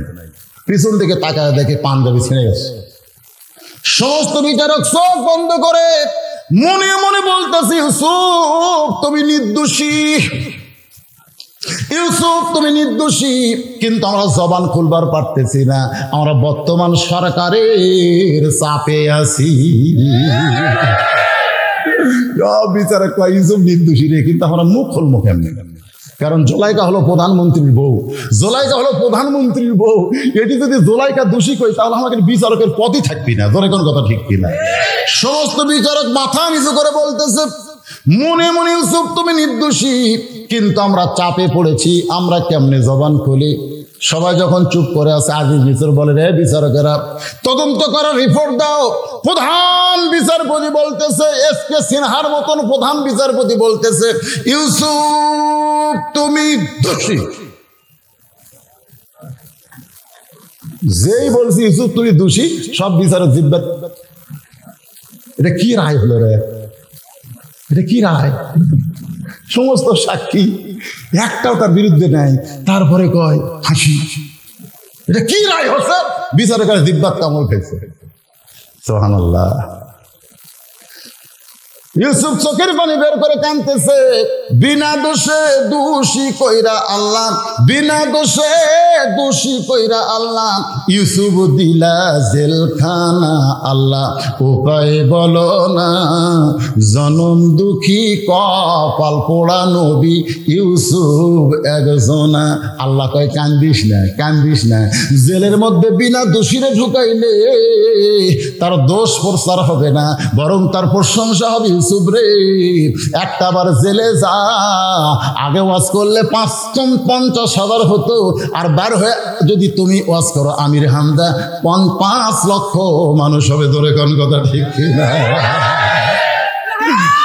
দোষী না রে, বিনা দোষীকে দোষী বানায়, শোনেন, বিনা দোষীকে দোষী বানায় জেলখানার মধ্যে দিলে দিন দিন তার দাম বাড়ে না কমে? বাড়ে না কমে? 50 বছর কোরআনের তাফসীর করে হুজুর এখন জেলখানায়। আগে যদি 5 লক্ষ মানুষ হতো, এখন 50 লক্ষ মানুষ হবে। বাংলার এমন কোনো জায়গা নাই যে হুজুরের মাহফিলে লোক ধরবে। নারী নির্যাতন করতে, মানুষ খুন করতে ছেড়ে দাও, জনগণ পিঠা মারুক। ছেড়ে দিয়ে দেখো তো পিঠা মারে না হাতের সাথে হাত লাগানোর জন্য। যে হাতে হ্যান্ডকাপ লাগাচ্ছে মামুনুল হকের, সে হাতের সাথে হাত লাগানোর জন্য হাজার হাজার যুবক রাস্তার দাঁড়া থাকে, আর সে হাতে হ্যান্ডকাপ লাগাচ্ছে। চোর ডাকাত হাসে আর কয় হাই হাই এমন একটা দেশে ভাই আমরা মুক্ত হস্তে বেড়াই, আর ওলে হ্যান্ডকাপ লাগে ঘরে। ইউসুফ জেলখানার মধ্যে ঢুকলেন, মাগরিবের 3 রাকাত নামাজ কেমনে পাইলাম এটা বোঝানোর জন্য বলতেছে, একটু মনোযোগ দেন। জেলখানা থেকে এক সময় ইউসুফ নবী মুক্ত হলো, শুধু মুক্ত হলো না, এক সময় মিশরের খাদ্যমন্ত্রী, এক সময় মিশরের প্রেসিডেন্ট হয়ে গেল। ধরে কারণ সুবহানাল্লাহ। যে 10 জন কুয়ার মধ্যে ফেলা দিয়েছিল 10 ভাই, আর আবার ইউসুফ নবীর কাছে গেছে, যা বলতেছে মহামান্য রাষ্ট্রপতি, আমরা হলাম কেনান দেশে ইয়াকুব নবীর সন্তান, আমরা আপনার কাছে একটু সাহায্য চাই। ইউসুফ মনে মনে কয় কে রে, এরাই তো 10 জন, এই 10টাই তো আমার ঘাট পাও বান্ধে কুয়ার মধ্যে ফেলা দিছে, এরাই তো 10 জন। মন বলতেছে লাগা, এখন তো র্যাব আছে, পুলিশ আছে, লাগা এই 10টা বান্ধে মর মাদে, এটা বলতেছে মন। সুবহানাল্লাহ। আর ঈমান বলতেছে 42 বছর আগেকার কথা মনে করে কি হইল? 42 বছর আগে, কারণ বিয়ের দিনই বউকে সন্দেহ হয়েছে। এখন বাসর রাত্রে বইয়েরা গাও হাত দিবার যায়, খালি সন্দেহ করে, এত সুন্দরী বউ, বিয়ের আগে হয়তো প্রেম টেম করছে। বউকে সন্দেহ করে বইয়ের গাও তার হাত দেন, বারান্দার ঘুরতেছে। বাবা কারি ঘুরিস কে, এত সুন্দর বউ তোর বিয়ে হলো, তুই ঘুরিস কারে? বলতেছে আব্বা আমার মনে হয় বউ বিয়ার আগে প্রেম করছে। বাপ কয় মনে হয় বিয়ার আগে প্রেম করছে, করুক, বিয়ার পরে যান না করে সেই চেষ্টা করছে। এই পাবে বিয়ার আগে যা করছে করছে, বিয়ার পরে যার প্রেম না করে যা। বাপ মার কথা মতো বউটা সংসার করছে। 42 বছর পরে বাপ মা মরিছে, মরার পরে ওই পুরানো ব্যারাম আবার মাথা চালা দিছে, আবার মাথা চালা দিছে। ওই বইয়ের ঘরে যায় বলতে তুমি তালাক। বউ বলতেছে বুড়ি বয়সে তালাক কিসের? বিয়ার আগে প্রেম করছি। তো বিয়ার আগে প্রেম করছি, বিয়ার রাতেই তালাক দেন। এত বছর পর সন্তান হয়ে গেল, লাতিলুৎকুর হয়ে গেল, এখন আবার এই পাকলা বেড়া মাথা তুললো দেন। আমি বললাম স্বাধীনতার যুদ্ধের পরে যুদ্ধ অপরাধী তালাক দাও, জোরে কোন কথা ঠিক কিনা? সবগুলো ফাঁকি দাও, তাদেরকে সংসার করে 42 বছর পরে তোমাকে মাথাতে পুরানো বেড়াম উঠলো কেন? জোরে কোন কথা ঠিক কিনা? যে সালানা ভোট পায় না, বিনা ভোটে মন্ত্রী, এরাই কিন্তু এটা চাঙ্গা করে দিয়েছে। ধরে কোন কথা ঠিক কিনা?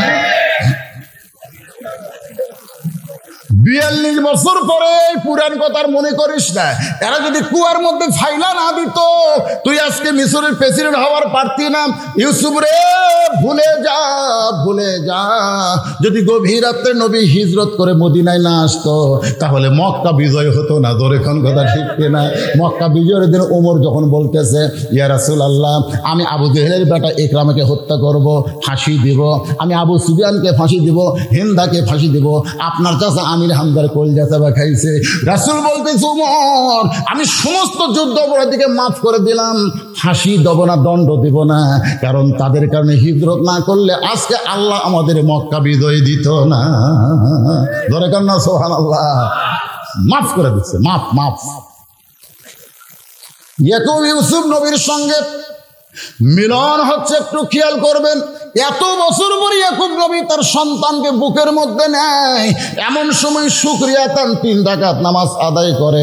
এই 3 রাকাত নামাজ আল্লাহর কাছে এতই ভালো লাগছে, আল্লাহ ডাকতে বলে, হাবিব এত বছর পরে সন্তানকে বাবা বুকে না নিয়ে আমাকে সেজদা দিয়েছে, এই 3 রাকাত নামাজ আমি আল্লাহর এতই ভালো লাগলো, আপনার উম্মতের জন্য মাগরিবে 3 রাকাত হিসেবে দিয়ে দিলাম।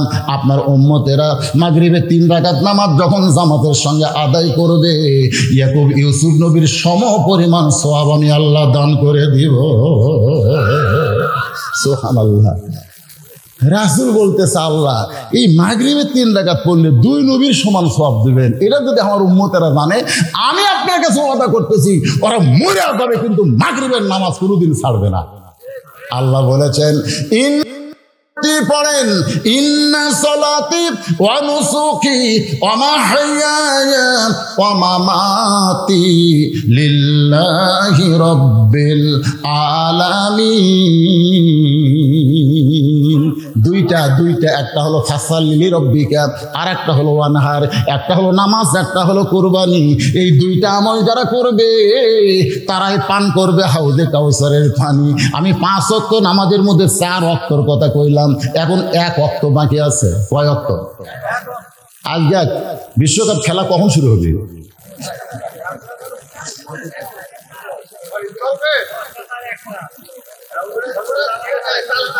না, চালাচ্ছি তো ভাই রে, আপনারা তো শুনতেছেন আলহামদুলিল্লাহ। কারণ 4 ওয়াক্ত হয়েছে, এখন এশা বাদ আছে, জোরে কোন ঠিক কিনা? হ্যাঁ, এশার নামাজের আলোচনা, একটু মনোযোগ দেন। আল্লাহ বলেন, হাবিব আপনি দুনিয়াতে যাওয়ার আগে একটা নবী দুনিয়াতে গেছিল, সেই নবী এখনো পর্যন্ত মৃত্যুবরণ করে নাই, 4th আসমানে রেস্টে আছে।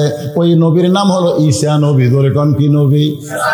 ঈসা নবীকে হত্যা করার জন্য এই ছেলেরা, এই যুবকেরা মনোযোগ দিয়ে শোনো, হত্যা করার জন্য বাড়ির চারিধার ঘেরাও করছে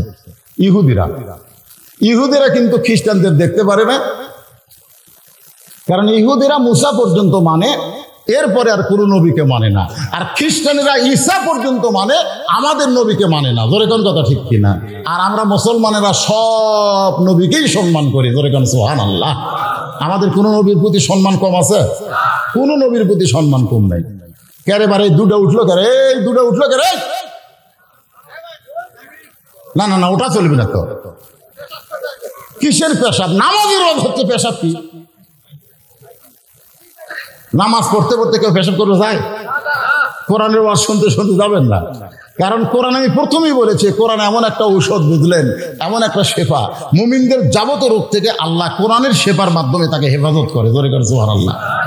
লাগছে পেশাব, আমাকেও লাগছে, মনে করেন আমার ডায়াবেটিস ব্যারাম, ডাক্তার কইছে 1 ঘন্টার বেশি ওয়াজ করলে সবসময় নিচের দিকে পেশাবটা ধুল, নিচের দিকে আপনি প্রতি ঘন্টায় পেশাব করা লাগবে, তাছাড়া কিডনি ড্যামেজ হবে। আমি বললাম বক্তা সাহেব, আমি যে ওয়াজ, ডাক্তারকে বললাম আমি যে ওয়াজ করি, তো ওয়াজ করেন 1 ঘন্টা করে, আপনাকে 1 ঘন্টার বেশি কে করবার হয়? জনগণ আমাকে ছাড়ে না। আমি যখন উঠছি তখন থেকে 1.5 ঘন্টা পার হয়ে গেছে। জোরে কোন কথা ঠিক কিনা? তা আমি কি 1 ঘন্টা পর পেশাব করে যাবো? না, ডাক্তার কইছে তো কিডনি ড্যামেজ মারবি, কিডনি। আমি যদি বলি ভাই 1 ঘন্টা হয়ে গেছে, 5 মিনিটের জন্য পেশাব করে চলে আসে, আপনার বলি এটা আর আমরা শুনবো না রে। ওয়াজ করতে করতে পেশাব করবার যায়, ওয়াজ করতে করতে বক্তা পেশাব করবার গেলে আপনাকে মন খারাপ, তো ওয়াজ শুনতে শুনতে আপনারা গেলে আমার মন খারাপ হয় না?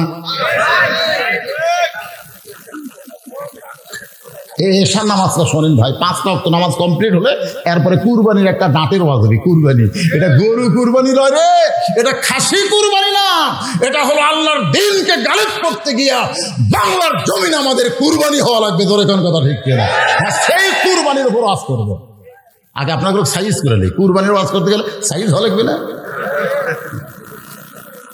এখন এশার 4 রাকাত ফরজ নামাজ, একটু মনোযোগ দিয়ে শোনেন। ঈসা নবীর বাড়ির চারিধার ইহুদিরা ঘেরাও করছে। ইহুদির মধ্যে একজন বীর অনেকক্ষণ ধৈর্য ধরে বলতেছে, না এইভাবে বাড়ি ঘেরাও করে থাকলে হবে না, দরজা ভাঙা লাগবে। তো দরজা এসে যখন ধুকমু করতেছে তখন ঈসা বলতেছে, আল্লাহ এরা তো দরজা ভাঙ্গা ঘরের মধ্যে ঢুকে আমাকে হত্যা করবি, আমি এখন কোন দিক দিয়ে বাড়াই? আমাদের নবীকে কিন্তু আল্লাহ বার করছে, হিজরতের সময় বার করছে, 37 জন ঘিরে আছে, তারপর আল্লাহ বলছে আপনি বার হয়ে যান। আমাদের নবীকে কিন্তু আল্লাহ ওই দরজা খুলেই বার করছে, আর ঈসা নবীকে আল্লাহ দরজা খুলবার দেয়নি। আল্লাহ কয় না, দরজা খুললে বিপদ হবি, দরকার নাই, আমি ঘরের ছাদ ফাঁকা করে আপনি ক্লিয়ে আসতেছি। কি মজা রে! আর আমাকে নবীর উপর কি বিপদ দেখছেন, নবী বাড়ি হয়ে দেখে খালি সব চোখ খালি লাইটের মতন জ্বলতেছে, হাতত লাঠি, বর্ষা। নবীকে আল্লাহ চেহারে ঘেরাও করে আছে, এর মধ্যে আমাকে বারবার কোন আল্লাহ তাই বার ফলেন দি। আমাকে নবীর উপর আল্লাহর মনে হয় দয়া নাই রে। আল্লাহ যদি কলো হলি যে আপনি এখানে ছাদ ফাঁকা করে নিয়ে আসতেছি, নিয়ে যাবি না, কারণ আমাদের নবী হলেন শেষ নবী। ধরে কোন ঠিক কিনা? বহু হেকমতের কথা আছে এই হিজরতের মধ্যে। এখন তালা ফাঁকা করে ঈসা নবীকে নিয়ে গেছে আল্লাহ চতুর্থ আসমানে। ইহুদির বীর দরজা ভাঙ্গা ভিতরে ঢুকে ডাক দেয়, ঈসা রে কোথায় লুকাইলি, ঈসা রে কোথায় লুকাইলি? গোটা ঘর খুঁজা দেখে ঈসা নাই। আল্লাহ তাআলা ওই ইহুদি বীরের চেহারা ঈসা নবীর মতন করে দিছে। এখন দরজা খুলে বলতেছে, ভাই রে খুবই খোঁজাখুঁজি করলাম, ঈসা নাই রে। তো বাইরে যারা লাঠি ছোটালে আছে তারা কয়, তুই কে? তুই? আমি তো তোরকে ভাই, তোরকে বীর, লাগা বলে শোনার টাইম আছে, লাগা। আসলে খ্রিস্টানরা মনে করতে ঈসা নবী মরিছে, আসলে কিন্তু মরেনি। এই শালারা কিন্তু ইহুদি বীরের পূজা করতেছে। ধরে কোন কথা ঠিক কিনা? দেখবেন ওদের যিশু খ্রিস্ট করে ন্যাংটা করে, তবে দেখেন ভাই এরকম একটা কাপড় পরছে ন্যাংটার মতন, খালি গায়ে ন্যাংটাকে। নবী কোনোদিন হাঁটুর উপর কাপড় তুলবে? কি কথা, এরা কি ধর্মের আল্লাহ ভালো জানে। এখন লাগে ওই ইহুদি বীরকে মারছে, ঈসা নবীকে আল্লাহ নিয়ে গেছে কোন আসমানে? চতুর্থ আসমানে গিয়ে ঈসা নবী বলতেছে, আল্লাহ দুনিয়াতে মানুষ যায় মরার জন্যে। মারাত্মক কথা ভাই, একটু মনে রাখবেন, দুনিয়াতে মানুষ যায় মরার জন্যে। ধরে কান কিসের জন্যে? আমরা দুনিয়াতে এসেছি কিসের জন্যে? সবাই একসঙ্গে বলেন কিসের জন্যে? বাঁচার জন্যে না মরার জন্যে? তো মরার জন্য আসে আমাকে এত মোশন কে? এই মরার জন্য এসে আমাকে এত মোশন করে, 3 তলা 4 তলা 5 তলা। হায় হায় হায় হায় রে! বাড়ির দিকে তাকায় কয়, একটা ব্যাসাদ বানাচ্ছি রে। আর সিঁড়িতে উত্তর পারে না, এখন লিফট দিয়ে উঠছে, লিফট 10 তলা তুইটা বলতেছে, হা 10 তলা এই খুঁজে হামলিয়াত ছাড়ছে। ইতিমধ্যে আজরাইল এসে বলতে চ যাই। আমি লিফট দিয়ে উঠছি, কোথায় যাবো ভাই? বলে আমার নাম আজরাইল, নামবো না? আজকে যারা ক্ষমতার চেয়ার পায়ে বলতে হা হা এত সালের আগে আমার নাম হয় কে? সামনে আজরাইল খাড়া হয়ে বলবি চ যাই, নামবো না? এই জন্য সবাই বিশ্বাস করেন দুনিয়াতে আমরা বাঁচার জন্য আসি নাই, মরার জন্য এসেছি। ধরে কোন কথা ঠিক কিনা? এই মরাটা কেমন মরা হবে? আল্লাহ বললেন, ইয়া আইয়ুহাল্লাযীনা আমানুত্তাকুল্লাহা হাক্কা তুকাতিহি ওয়া লা তামুতুন্না ইল্লা ওয়া আনতুম মুসলিমুন। আল্লাহ বলতেছেন, যারা আমাকে বিশ্বাস স্থাপন করেছ, বিশ্বাস স্থাপন করার পরে 1 নম্বর আমল হলো আল্লাহর ভয় করতে হবে। শুধু আল্লাহর ভয় মাঝে মধ্যে করলে হবে না, সব সময় আল্লাহর ভয় করতে হবে। মুসলমান না হয়ে তোমরা মৃত্যুবরণ করো না। মুসলমান হয়ে যদি মরতে পারো, তোমাদের দেহ যাবে কবরে, তোমাদের প্রাণ পাখি কবরে যাবে না, ওই পাখিটাকে আল্লাহ ইল্লিন নামক জান্নাতে ছেড়ে দিবে। আমার সঙ্গে যারা পারেন তারা একটু বলেন, আমার সোনার ময়না পাখি। গান শোনেন? গান শোনেন? আমার সোনার ময়না পাখি কোন দেশেতে উইরা গেলি রে, দিয়া মোরে ফাঁকি রে আমার। এটা ভুয়া কথা, এটা হচ্ছে ভুয়া কথা। কোন দেশেতে উড়ে গেলে দিয়া মরে থাকে। এই মুসলমান, তুমি জানো না পাখি তোমার কোথায় উড়ে গেছে? সবাই বলতে হবে আমার সোনার ময়না পাখি খাসা খানা কবরে দিয়া জান্নাতে উইরা গেলি নাকি। আমার দেহ খাসা থাকবে কবরে, আর মুসলমানের পাখি ইল্লিন নামক জান্নাতের বাগানে উড়ে বেড়াবে। সুবহানাল্লাহ, কত ওড়ার স্বাদ আছে। খালি মুসলমান হয় মুড়ে দেখেন ওড়া কাক হয়। আপনারা কি মনে করেন উড়বার মন চায় না? এই তোর এখন উড়বার মন চায় না? এই বেকা বেঁকে রাস্তা হাঁটবার মন চায়, গাড়িতে যাবার মন চায়। হায় হায়, এত বেকারে ভাই, খালি উড়বার পারলে হলে বেকা বেঁকে আছে সোজা মার। তোরে কর কথা ঠিক সোজা মার। এখন মনোযোগ দিয়ে শোনেন, আল্লাহ কয় ঈসা রে তোমারও মৃত্যু হবে।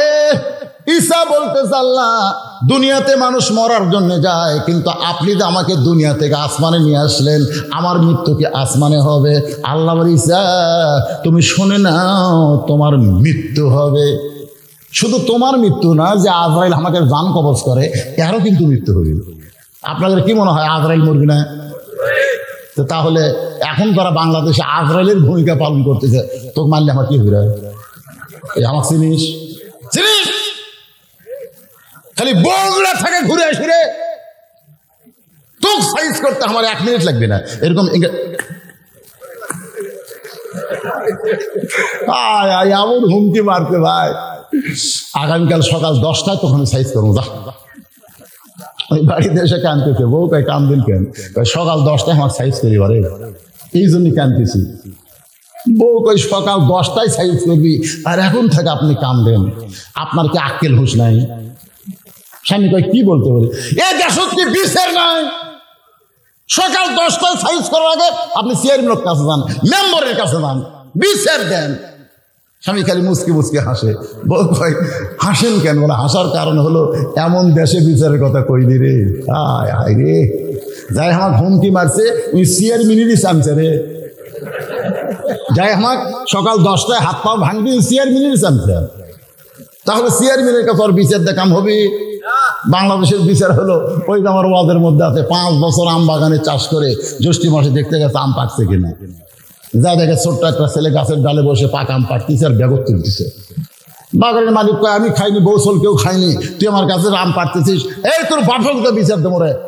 ছেলে খালি মুচকি মুচকি হাসে। বাগানের মালিক তো হাসিস কেন? বলে হাসার কারণ আমার বাবা কোথায় খুঁজবেন হবেন, আমার বাবাও আর এক গাছে চলছে। খোঁজা লাগবি না, খোঁজা লাগবি না, কুটি খুঁজবেন যাবেন। তাকে দেখো আর বাপ খালে আম পাড়ার বস্তা ভরায়, গাছের নিচে বসে বলে আল্লাহ বিচার দেবো কার কাছে? বেটাও চোর, বাপেও চোর। আজকে আমাদের বাংলাদেশের অবস্থা তাই হয়ে গেছে। জোরে তোর কথা বিচার দিবেন সরকার, সব চালাই চোর। চোরের বিচার চোরে করবে, কতক্ষণ চোরের বিচার চোরে করবে? এখন বলতেছে ভোগ, বলতেছে শোন লাভ নাই, কারণ যাই আমার সকাল 10টায় হাত পা ভাঙবি চেয়ারম্যানের লোক। তো বউ বলতেছে তাহলে কি করবে? বলে দেখি তো বিচার আছে কিনা।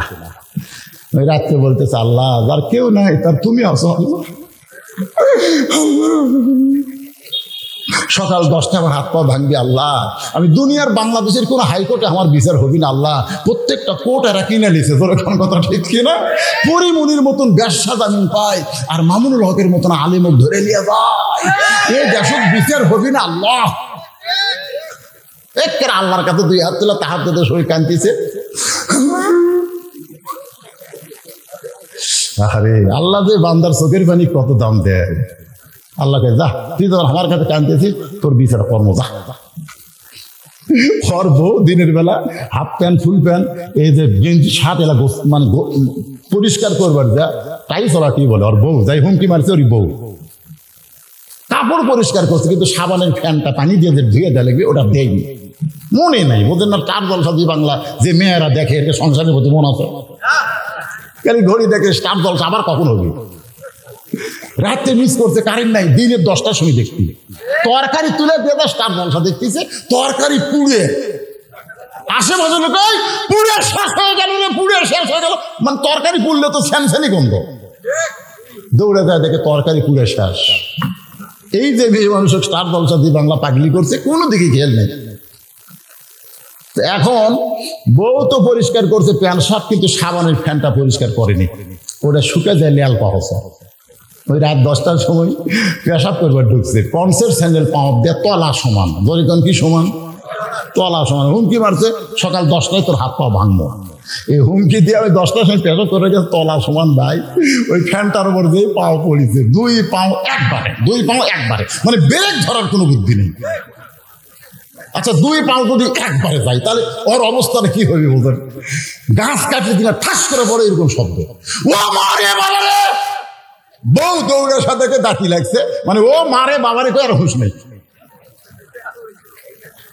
চোখে মুখে পানি দিয়েছে, দিয়ে কয় এখন মাজা নাই, মানে মাজা ভেঙে গেছে, মাজা ভেঙে গেছে। এখন বউ বলে মোবাইল করছে, আমার স্বামী তো পেশাব পায়খানা করবার যা মাজা ভাঙিছে, তাড়াতাড়ি আসেনি।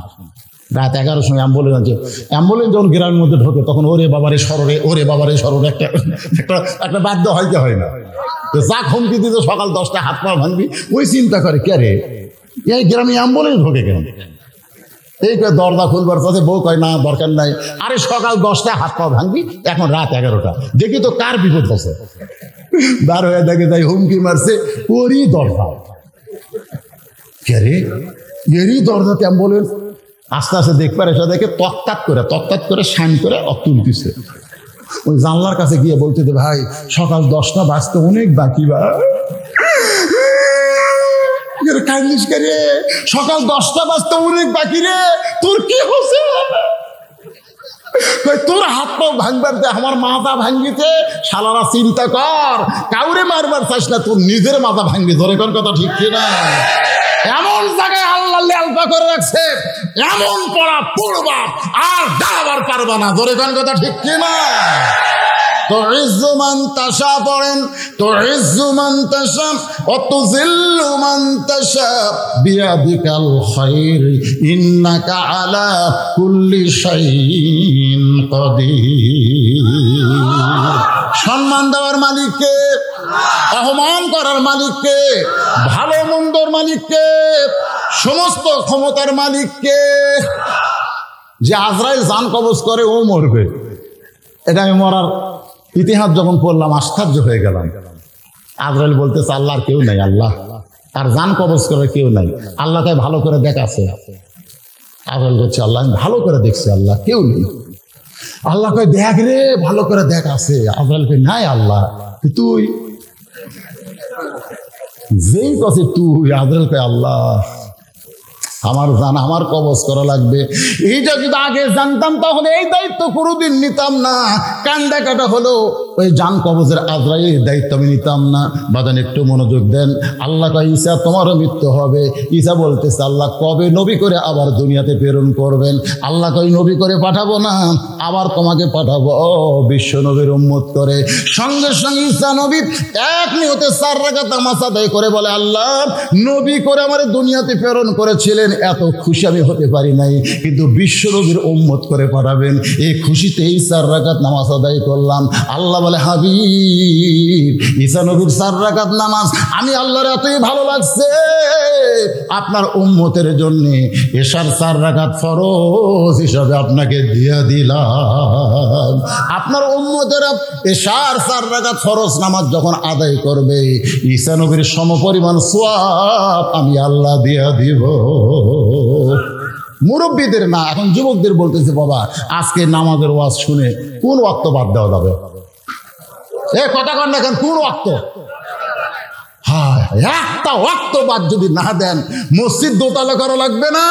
5 ওয়াক্ত নামাজ যদি মুসল্লিদের মসজিদ ভরে যায় এটাই হলো মসজিদের সবচাইতে বড় উন্নয়ন। ঘরে ঘরে কথা ঠিক কিনা? আমরা মসজিদে সিমেন্ট চাই, মসজিদে টাকা চাই। আমি বলবো টাকা সিমেন্টের দরকার নেই, আমরা মসজিদে মুসল্লি চাই। যেরকম কি চাই? এখন টাকা কালেকশন হবে না, মুসল্লি কালেকশন। কারা কারা ফজর নামাজ পড়বেন আল্লাহকে একটু হাত দেখান, এই নাম হলো মুসল্লি কালেকশন। দেখি কয়টা হাত তোলে না দেখি তো, চাইলে তোলা যায় না, চাইলে তোলা যায় না।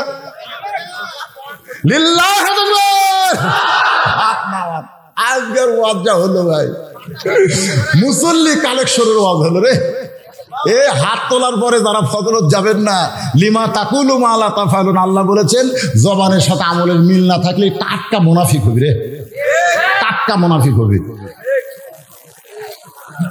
আল্লাহ সুবহানাল্লাহ। ঘাটকর মধ্যপাড়া বাইতুল আমান জামি মসজিদের উদ্যোগে মাহফিল, যে হারে ফজর নামাজ পড়ার জন্য সবাই হাত তুলছে, 5 ওয়াক্ত নামাজ আল্লাহ আমাদের কবুল করুক। এবার আছে ওয়ানহার। ওয়ানহার মানে কুরবানি। জোরে কোন ওয়ানহার মানে কি? এই কুরবানি মানে কি একটু বোঝানোর জন্য বলতেছি। উম্মে ফজল আল্লাহর নবীর কাছে হোসাইনকে নিয়ে আইছে। এই মাত্র হোসাইনকে ফাতেমা প্রসব করেছে। প্রসব করার পরে গোসল করে হোসাইনকে আল্লাহর নবীর কাছে নিয়ে আইছে। আল্লাহর নবী বলতেছে আমার নাতিকে আমার কোলে দাও। হোসাইনকে কোলে নিয়ে আই নবী কপালে একটা চুমো দিয়ে বললেন এই গোস্তের টুকরাকে আল্লাহ তুমি কুরবানি হিসাবে কবুল করো, কুরবানি হিসাবে কবুল করো। সমস্ত সাহাবীরা বললেন ইয়া রাসূলুল্লাহ আপনার নাতি হোসাইনকে কুরবানি হিসাবে কবুল করার কথা কেন বলতেছেন? রাসূল বললেন সাহাবীরা একদিন আমি নবী থাকবো না, তোমরাও থাকবা না, সেই দিন আমার নাতি হোসাইন আল্লাহর জন্য নিজের জীবনকে কুরবানি করে দিবে, বাতিলের সঙ্গে আপোষ করবে না। সাইয়্যিদুস শাবাবে আহলেল জান্নাত হাসান ও হোসেন রাদিয়াল্লাহু তাআলা আনহুমা জান্নাতি যুবকদের সর্দার হবে 2 জন, একটা হলো হাসান, একটা হলো হোসেন। সেই হোসেনের সঙ্গে জান্নাতে যাওয়ার জন্য যদি আমরা রাজি হই তাহলে আমাদের কুরবানি দেওয়া ছাড়া কোনো উপায় নাই। এই কুরবানি হলো বাতিলের সঙ্গে আমাদের আপোষ করা যাবে। যারা বলেন যাবে, আমাদের কাছে ঈমান বাঁচান ফরজ না জীবন বাঁচান ফরজ? জোরে কান ঈমান না জীবন? আজকে জীবন বাঁচানোর জন্য আমরা বাতিলের সঙ্গে আপোষ করছি। সবচাইতে বড় কুরবানি হলো ঈমানকে রক্ষা করব, জীবন চলে যাবে, আমাদের মৃত্যু হবে না। এই মৃত্যুটা আমাদেরকে জান্নাতের দরজায় পৌঁছে দিবে। এই 2টা আমল যারা করবে তারাই হাউজে কাউসারের পানি পান করবে। আল্লাহ আমাদের সকলের জন্য কবুল করুক। সকলে বলে আমিন। আস্তাগফিরুল্লাহ রাব্বি মিন কুল্লি জামবি ওয়া তুবু ইলাইহি লা হাওলা ওয়ালা কুওয়াতা ইল্লা বিল্লাহিল আলিয়্যিল আযীম। মাশাআল্লাহ। একেবারে মোনাজাতে রাখ দেয়া। কি নাম ভাই জানেন? ও চেয়ারম্যান সাহেব কত দিয়েছে? 2000 টাকা নগদে দান করছে। আল্লাহ আমার ভাইজানের দানকে কবুল করুক। আল্লাহুম্মা আমিন। এই সকলে হাত তুলে আল্লাহুম্মা আমিন। আল্লাহুম্মা আনতাস সালাম ওয়া মিনকাস সালাম। 3 দিন ব্যাপী তাফসীরুল কোরআন মাহফিলের সমাপনী রজনীতে আখিরি মোনাজাতে আল্লাহ তোমার হাজারো বান্দা বান্দীদের নিয়ে তোমার রহমতের দরজায় ফকির হয়ে দোকানে হাত তুলেছে। আল্লাহ মেহেরবানি করে আজকের মাহফিল আমাদের সকলের হেদায়েতের জন্য, বলেন নাজাতের জন্য, জান্নাতের জন্য আল্লাহ তুমি কবুল করো। আল্লাহ যারা কষ্ট করে মেহনত করে হাজার হাজার টাকা খরচ করে এই জান্নাতের বাগান লাগাই দিচ্ছে আল্লাহ তাদের সকলকে আল্লাহ তুমি জান্নাতি কবুল করো। আয় আল্লাহ আজকে নামাজের ওয়াজ করলাম, আমাদের 5 ওয়াক্ত নামাজ হিসাবে কবুল করে নাও আল্লাহ। আল্লাহ মসজিদকে কবুল করো, নগদে বাকিতে মসজিদ দান করেছে আল্লাহ সকলের দানকে কবুল করো। যারা সদস্য হয়েছে আল্লাহ তাদের সকলকে জান্নাতের সদস্য হিসেবে কবুল করো। যারা সদস্য হতে পারে নাই মোনাজাতের পরে তারা সে সদস্য হবেন আল্লাহ। সবাইকে আজকের মাহফিলের সদস্য হওয়ার তৌফিক দান করে দেও আল্লাহ। আল্লাহ যে আলোচনা করেছি ত্রুটি বিচ্যুতি হয়ে গেলে মাফ করো, হাদিয়া মঞ্জুর করলে সোনার মদিনায় কবুল করো আল্লাহ। আমরা যারা হাত তুলেছি আমাদের জনম দুঃখনী মা বাবা যাদের কবরে চলে গেছে, রব্বির হামহুমা কামা রব্বায়ানি সগীরা, বাপমার কবরকে আল্লাহ জান্নাতের টুকরা বানিয়ে দাও। আমাদের দাদা দাদি নানাত্মীয় স্বজন কবরে গেছে, মাফ করে দাও। অনেকে দোয়া চেয়েছে, আমি অসুস্থ, দোয়া চাই, আপনারাও দোয়া করেন, আমিও আপনাদের দোয়া করি। আল্লাহ সকলকে কবুল করুক। সকলে বলে আমিন। আয় আল্লাহ যে যুবকেরা কষ্ট করে মেহনত করে মাহফিল করলো তাদের সকলকে 5 ওয়াক্ত নামাজি কবুল করো আল্লাহ। মা বোনেরা পর্দার অন্তরালে বসে শুনেছে, আবিদা সালিহা পর্দার যে কবুল করে মা ফাতেমার চরিত্র দান করো, অভাব মোচন করে দাও, দুর্ভিক্ষ দূর করে দাও, গোটা বাংলাদেশের উপর রহমত বরকতের দরজা খুলে দাও আল্লাহ।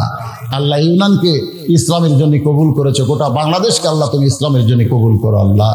আল্লাহ যে কোরআনের ওয়াজ শুনতে এত ভালো লাগে, মানুষ পাগল হয়ে যায়, রাতের ঘুমকে হারাম করে দিয়ে কোরআনের বাগানে বসে থাকে। সে কোরআনের সমাজ যেদিন বাংলাদেশে চালু হবে সেদিন বাংলার মানুষ বুঝতে পারবে আসলে কোরআনটা কত সুন্দর। আল্লাহ আমাদের সেই কোরআন দেখার তৌফিক দিয়ে দাও আল্লাহ। আল্লাহ কোন একদিন এ দেশের আকাশে কলেমার পতাকা উড়বে। আজকে যেরকম আর্জেন্টিনা ব্রাজিলের পতাকা সব ফেলে দিয়া একদিন বাংলার যুবকেরা কলেমার পতাকা পথ পথ করে উড়াবে। এই দৃশ্য আল্লাহ আমাদের দেখার তৌফিক দেওয়া। আল্লাহ আজকের মাহফিলের সভাপতিকে কবুল করো, সহসভাপতি কবুল করো, প্রধান অতিথি বিশেষ অতিথিদের কবুল করো, চেয়ারম্যান ভাইকে কবুল করো। আমাদের সবাইকে আল্লাহ মাফ করে দাও। আল্লাহ যার দুই কান হাত পছন্দ করো সেই দুই হাতের ওসিলায় গোটা মাহফিলকে কবুল করে মৃত্যুর সময় আমাদের জবানে জারি করে দিও, লা ইলাহা ইল্লাল্লাহু মুহাম্মাদুর রাসূলুল্লাহ সাল্লাল্লাহু আলাইহি সাল্লাম। আসসালামু আলাইকুম ওয়া রাহমাতুল্লাহি ওয়া বারাকাতুহু।